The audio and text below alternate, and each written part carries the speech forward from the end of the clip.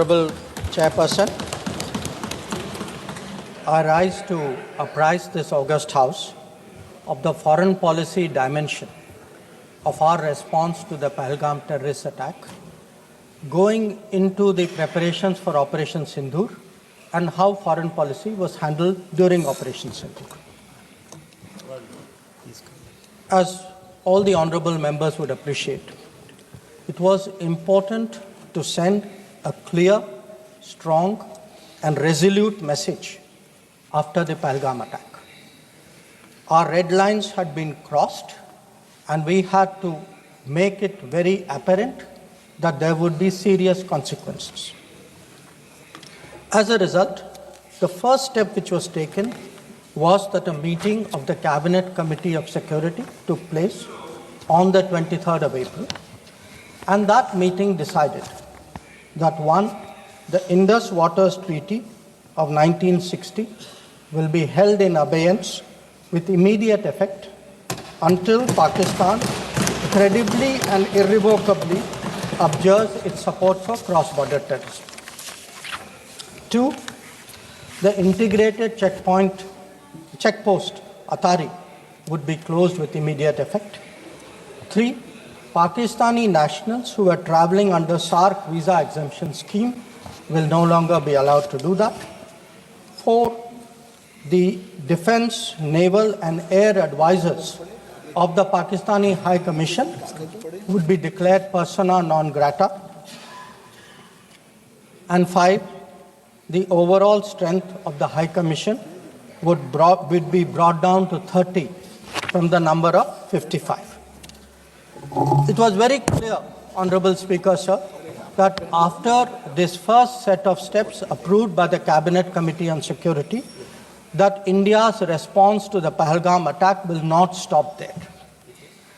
Our task, from a diplomatic perspective, from a foreign policy approach, was to shape the global understanding of the Pahalgam attack.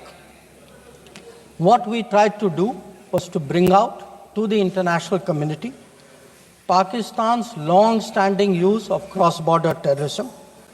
We highlighted the history of terrorism in Pakistan and how this particular attack was meant to target the economy of Jammu and Kashmir and to sow communal discord among the people of India.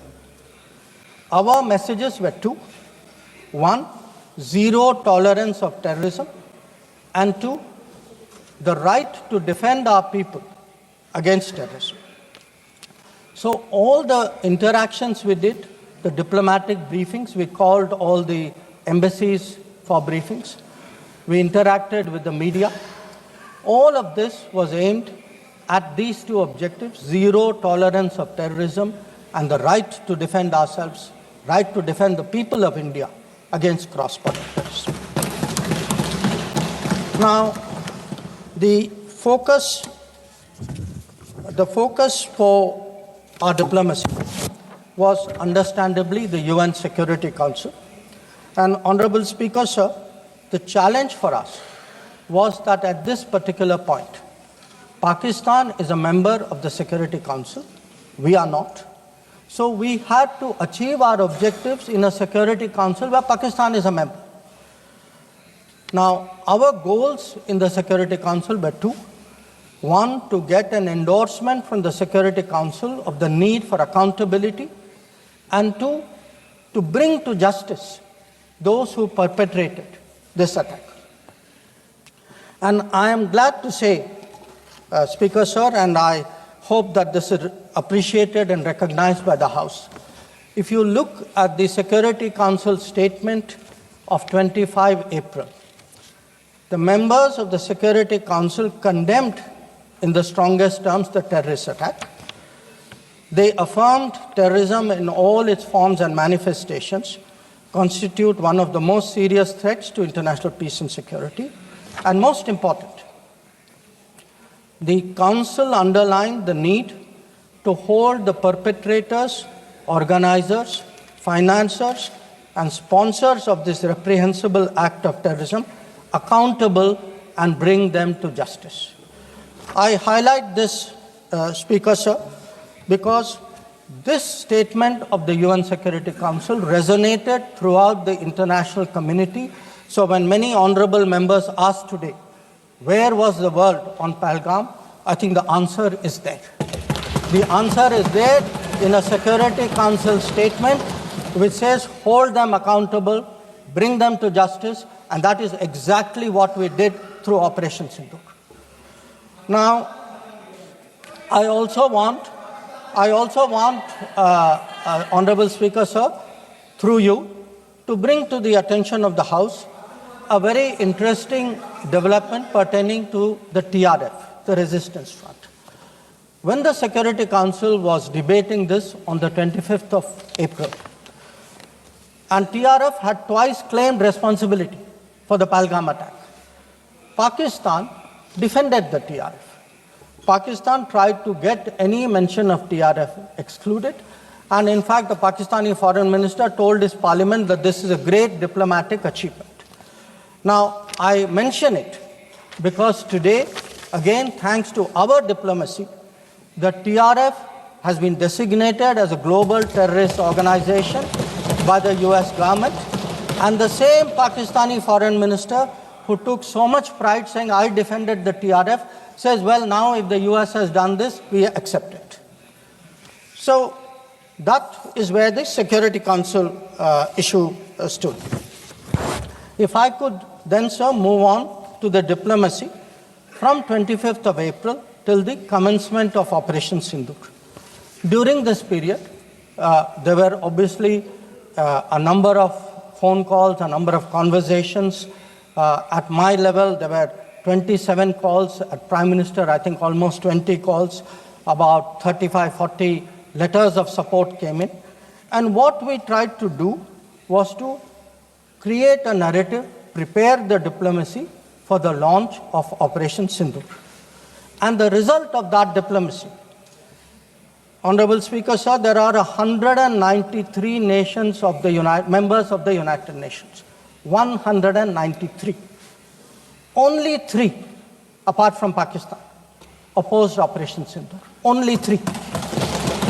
If you look through this period, and I would be very happy to share with the House the exact positions of various governments, overwhelmingly, there was recognition that terrorism is unacceptable, that a country which has been attacked has a right to defend itself, and that India was doing exactly that. Now, when Operation Sindoor was launched, we spelled out our objectives. There was a statement, Honorable Raksha Mantri ji referred to it in his statement, where we put out for the benefit of our own people, for the international community, that Operation Sindoor was hitting the terrorist infrastructure in Pakistan and Pakistan-occupied Jammu and Kashmir, from where terrorist attacks had been planned and launched. We highlighted that 9 sites had been targeted, and we said that our actions are focused, measured, and non-escalatory in nature. And we were living up to the commitment that those responsible for this attack will be held accountable. This was the commitment which was endorsed by the UN Security Council, thanks to our diplomacy. It was a commitment made by the Prime Minister to the people of India that we would hit those symbols, those sites, those planning places. So today, when I hear many questions from across the aisle, I want to say, which one of you imagined that Bhavalpur and Muridke would be brought down the way it was? Which one of you thought? When did you even think of it during your tenure? Did it even cross your mind? In fact, on the contrary, you ruled it out after 26/11. So I think our objectives are very clear. We wanted to send a message to the terrorists. We wanted to send a message to Pakistan that do not continue this support for terrorism. And I think on the morning of 7th of May, that message went home loud and clear. Now, sir, during this period, there was, when the operations were on, when the conflict, when the activities were on, operation is still continuing. A number of countries, number of their leaders ministers, others called up. And they called up because people wanted to know what is happening. People wanted to know what is the thinking of India. People wanted to understand what we are doing. And I would like to share with the House, sir, through you, to everybody, we gave a common message. The common message was India is exercising its right to defend itself against terrorism. Number two, the targets which were hit on the 7th of May are known terrorist headquarters and infrastructure. Number three, there will be no mediation. Anything between us and Pakistan is bilateral. Number four, we will never bow down to nuclear blackmail. Number five, we are responding to Pakistani military attacks because after Operation Sindoor was launched, they had started targeting our military facilities. And we will continue to hit the Pakistani military. If the fighting is to stop, Pakistan must request it. And that request must come through the designated channel of DGMOs. This was a common message that we had given to many people who had called us during that period. Our position was very, very clear in how we were approaching the progress of Operation Sindoor. Now, sir, many members asked, some out of genuine curiosity, some perhaps less, what was the international support? How much international understanding was there of India's position? I would like to share with you a sample. So let me start with countries who are known to be partners of India. Quad. Quad gave a statement which says, the Quad unequivocally condemns all acts of terrorism and violent extremism in all its forms and manifestations, including cross-border terrorism. We condemn in strongest terms the terrorist attacks in Pahalgam on 22 April and call for perpetrators, organizers, and financiers of this reprehensible act to be brought to justice without any delay. Now, sir, this is the Quad. Now, let us look at a different grouping, BRICS. Now, BRICS has China as a member, Russia as a member, it has Iran as a member, Brazil, South Africa, Egypt. BRICS also condemned the April 22 attack. It reaffirmed its commitment to combating terrorism, again including cross-border terrorism. Now, I would like members of this House to understand, if India is attacked, if there is a terrorist attack on India and a country says we condemn cross-border terrorism, I think it is obvious to everybody what that cross-border terrorism is. So, I then move on, sir, to the Central Asia. The Central Asian countries opposed providing safe haven using terrorist proxies for cross-border terrorism, for terror financing. Now, I can cite statements from the Indian Ocean Rim Association, from individual countries, range of them. President Putin, for example, has said, he wrote to our president and said this brutal crime has no justification whatsoever and its perpetrators will face a deserved punishment. The president of Paraguay has said that he expresses solidarity and recognized India's legitimate right to self-defense. So the main point, the common thread, sir, which I would like to bring out is that number one, a cross-border terrorism across the board has been recognized, all forms and manifestations, opposition to condemnation of Pahalgam terrorist attack, and the right of India to bring people to justice. Now, sir, in addition to that, I would particularly like to mention 2 or 3 other developments. One, the American designation of TRF. On the 17th of July, the Department of State designated TRF as a foreign terrorist organization and a specially designated global terrorist. Now, this comes in the wake of the extradition of Tahavur Rana, who was involved in the 26/11 attack. And when people ask today, how successful is your foreign policy? Where is your diplomacy? I want to say that Tahawur Rana, which many of you tried for so long to get, is finally here because of us. I want to say TRF was designated not because somebody out there made a remark. TRF was designated as a global terrorist organization because our diplomacy persuaded another country to do that. Now, our strong stance has resonated across the world. I was some time ago in Germany, and standing next to me, the German foreign minister said, India has every right to defend itself against terrorism, and Germany will support this fight against terrorism.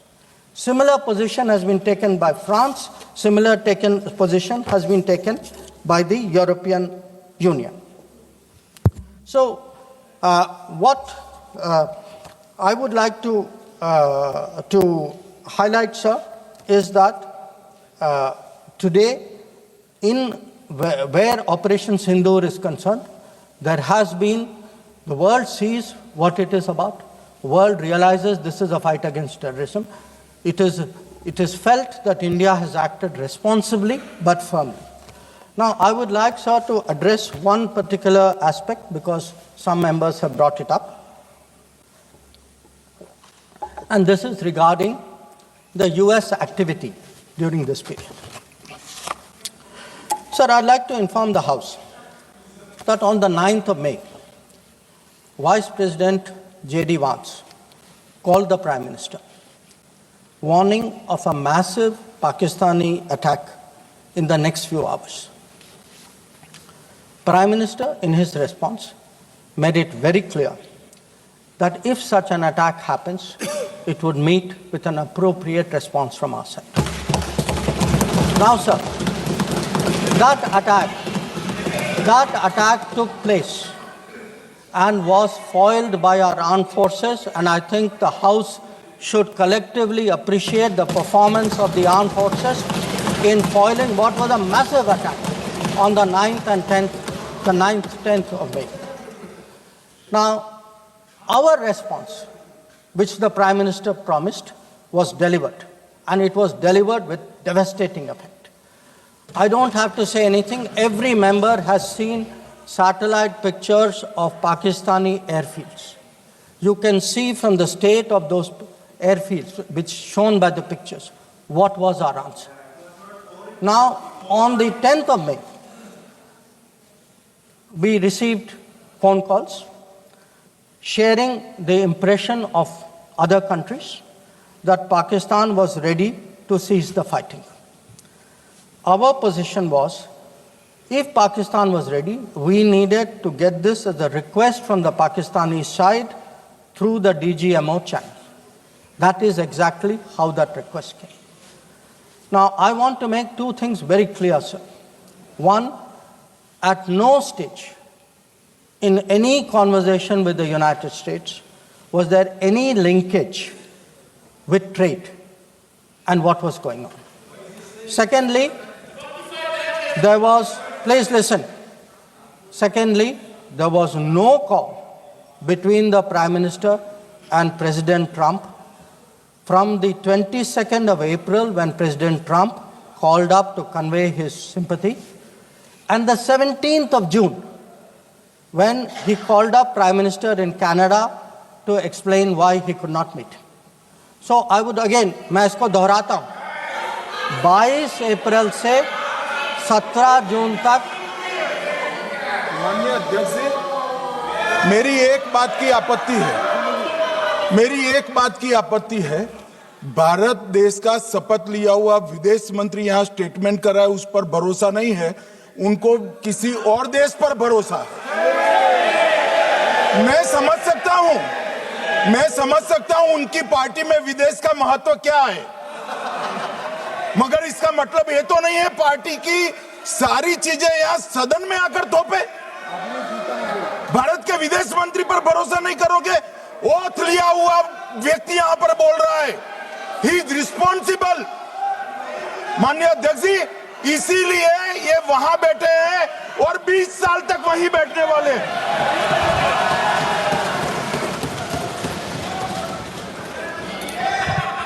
Honorable Speaker, sir, in the course of the debate today, some points were made by members of the opposition. I would like to respond to some of them. We were asked, why did you stop at this time? Why did you not go further? Please see who's asking this question. This question is being asked by people who, after 26/11, felt that the best action was inaction. Now, I would like, sir, to read out, because one member said, nowadays BJP members like reading from books. You get the truth in books. Sometimes you don't like what we read in books. So, let me read out, sir, 2 excerpts from a book by the National Security Advisor of the UPA government. After 26/11, a chapter, this is a book called Choices. He says, on sober reflection and in hindsight, I now believe the decision not to retaliate militarily, but to concentrate on diplomatic, covert and other means was the right one for that time and place. This is what he says. But did he even do that? Because 26/11 happened in November of 2008. What was the reaction? The reaction was Sharm el-Sheikh. Was that diplomatic? Was it covert? Was it military? Now, what did Sharm el-Sheikh do? In Sharm el-Sheikh, the then government and the Pakistani Prime Minister agreed terrorism is a main threat to both countries. Now, today, sir, people are saying, America is hyphenating you, Russia is hyphenating you. That is what I heard Deepinder Huda ji say. Hello, you are hyphenating yourself. I mean, you did not need a foreign country to say, please link India to Pakistan. Your own government was saying, India and terrorism is a main threat to both countries. And then they said, terrorism should not be linked to the composite dialogue. And worst of all, they accepted a reference to Baluchistan in that. Now, here is a country reeling after 26/11. And you are equating Baluchistan and 26/11, what happened in Mumbai? And you are saying that the perpetrator and the victim have both got a problem. And then now you are asking me, why didn't you go further? People who did nothing are asking a government which did so much, saying, why didn't you do more? Now, you might think, sir, that this is a one-off. But this is a habit, because this is the thinking in that part of the house. Some years ago, there was, if you remember, sir, the Mumbai train bombing. The Mumbai train bombing happened in July of 2006. In September of 2006, 3 months after the Mumbai train bombing, at Havana, the UPA government, with its Pakistani counterpart, condemns all acts of terrorism as though we are both again equal, and agrees that it's a scourge that we need to effectively deal with together. And then they directed again resumption of dialogue. So what I want to highlight is, for people who did nothing to have the temerity, the gumption today to ask a government which did so much, which brought down Bhavalpur and Muridke, to say, why didn't you do more? I think it's extraordinary. Now, sir, we also heard from one of the early speakers saying we are now facing a two-front, and that the leader of opposition has been warning us about two-front. Now, all I can say, sir, is the person who said it, and maybe the leader of opposition, must have missed their history lessons in school. I'll tell you why. Because I would like to walk you through the history of this two-front. The two-front started because of something called POK. POK was created in 1948-49 by the government of this country by not completing the job of what was to be done. Now, sir, the House should note these dates. The two fronts started 1963, when the Shaksgam Valley was ceded by Pakistan to China as a result of an agreement. Then in 1966, the Karakoram Highway was agreed upon, which took 20 years, was completed in 1986. Now, references were made to China-Pakistan military collaboration. So when did this collaboration start? I'll give you the year, 1966. In 1966, the first Chinese military supplies went to Pakistan. When did nuclear collaboration start? 1976. 1976, when Bhutto arranged for China-Pakistan to get together on this. And in 1980s, when Prime Minister Rajiv Gandhi was visiting China and Pakistan, that was when the nuclear collaboration was at its height. Now, let me go further. You will say, why are you talking history? So let me bring this further up. 2005, Pakistan-China Treaty of Friendship and Cooperation. 2006, Pakistan-China Free Trade Agreement. 2013, handing over of Gwadar to China, Gwadar port to China. May 2013, announcement of China-Pakistan Economic Corridor. So, sir, we are getting warnings about a US-China, Pakistan-China collaboration when this collaboration has been going on for 60 years. Now, let me also address two other points. There was a reference made to IMF that, why did you not stop? Why did you not stop? आपने सवाल उठाया तो जवाब भी सुनना पड़ेगा. आपने उठाया ना, आपके उपनेता ने उठाया, आपने सुनो जवाब. अब जैसे सवाल करोगे वैसे जवाब सुनने पड़ेंगे. Sir, the IMF loan which was given was approved in September 2024. It was an extended fund facility of $7 billion. Now, sir, the House should know, Pakistan is a serial borrower from the IMF. I think 16 or 17 times they have taken IMF package. Now, very interesting comparison, sir. In 2008, Pakistan got a standby arrangement of $9.70 billion. In 2013, it got another one of $5.9 billion.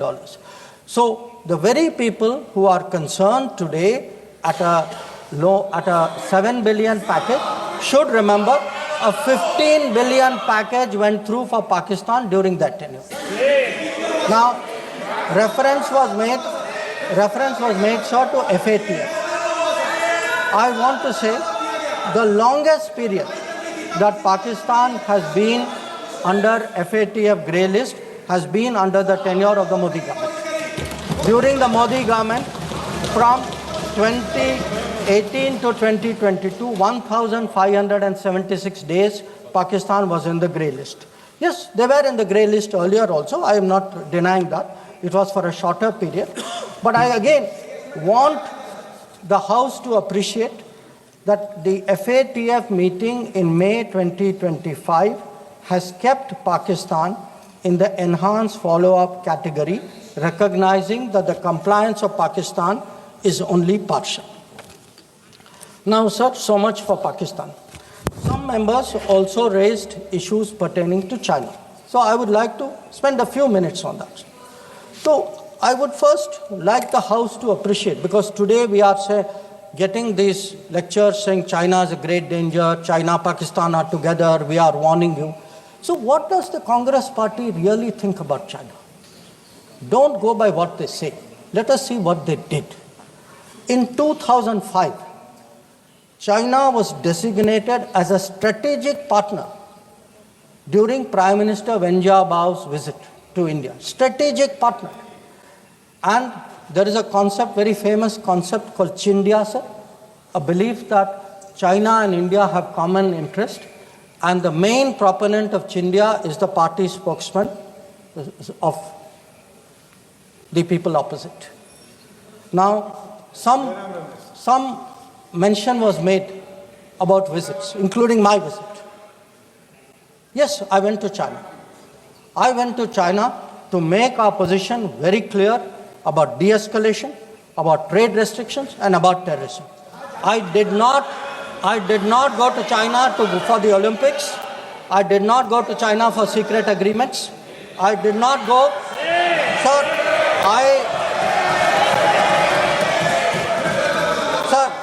Sir, the House should know that people were watching Olympics when China was issuing stapled visas for people from Arunachal Pradesh and Jammu and Kashmir. This is the reality of China. Now, let me really tell you, sir, how is the relationship with China. Some years ago, विदेश मंत्री जी को संरक्षण देना चाहिए। उनके speaker जब बोल रहे थे, हम पूरे धैर्य से सुने। मैं बताऊंगा कितनी असत्य बातें बोली गई कल, परंतु फिर भी असत्य को भी हम हलाहल समझकर पी गए। अब ये सत्य भी नहीं सुन पाते हैं। माननीय अध्यक्ष जी, मुझे लगता है आपको प्रोटेक्शन देना चाहिए। बैठे बैठे टोका टोकी करना सबको आता है, ऐसा नहीं हमें नहीं आता, मगर इतने गंभीर विषय पर चर्चा जब हो रही है तो सरकार के प्रमुख विभाग के मंत्री को बोलते हुए बैठे बैठे टोकना ये विपक्ष को शोभा देता है क्या? मान्यवर, आपने बिल्कुल उनको आग्रह से कहना चाहिए, वरना हम भी हमारे मेंबर को बाद में समझा नहीं पाएंगे। Sir, we heard today a lot about what was supposed to be the thinking. बैठे आपको इजाजत नहीं, बैठिए। Sir, we heard about warnings about China, cautions about China. China is planning this, China is planning that. But sir, I want to remind this House, Doklam crisis was on. The leader of opposition decided to get a briefing from whom? Not from the government, not from the EAM, from the Chinese ambassador. He took his briefing from the Chinese ambassador when our military was confronting the Chinese military in Doklam. So I want to say that I want to say, and this is the political thinking. Let me, sir, give you the economic thinking. In 2006, the UPA government. Please बैठे टिप्पणी मत कीजिए, आप बहुत कर रहे हो, नहीं, गलत है, बैठे टिप्पणी मत कीजिए। Sir, in 2006, because I want to illustrate my points with facts. I spoke about political facts, I spoke about border facts. Let me give you an economic fact. What is the economic thinking of the Congress party about China? In 2006, the Congress party agreed to do a regional trading arrangement with China. It was finalized during the visit of President Hu Jintao. A task force was appointed. The task force gave a positive recommendation. Through the efforts of various people, this did not happen. Let me give you the technology side. The very people today who are cautioning us on China are the people who allowed 3G and 4G to come from China. It is this government which made sure there was a made in India 5G. And finally, sir, we keep speaking about the border. The border, if today, whether it is the border with Pakistan, whether it is the border with China or any other border, if our military is today able to stand its ground, the kind of massive deployment that we saw on the China border after 2020, it is because our border infrastructure budget has gone up 4 times. Our tunneling, our road building, our bridging has doubled or tripled. And this is a far cry from the period when the thinking was, let's not develop the border because then the Chinese cannot come there. We had 60 years of neglect of the border. Today, in the last 10 years, that neglect has been reversed. There is still a lot of work to be done. So I think people need to understand.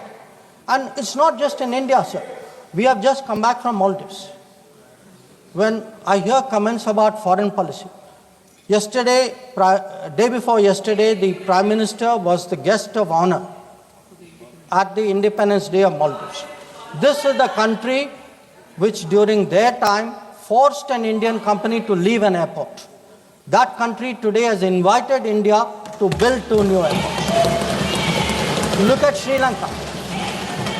If the Hambantota port was built between 2005 and 2008, and at that time it was actually justified as saying that it has no impact on India's interest.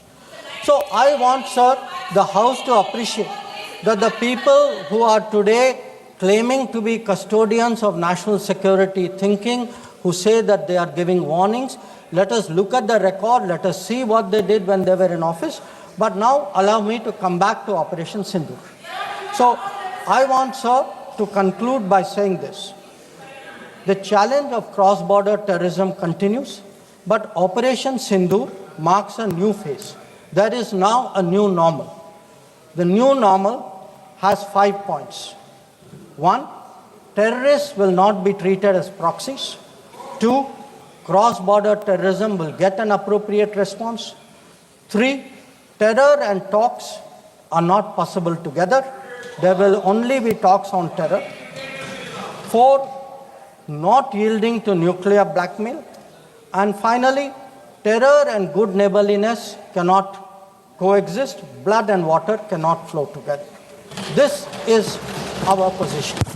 So let me conclude, sir, by recognizing the role which this body and the upper house has played during this period in explaining our national position and our national interest on Operation Sindoor.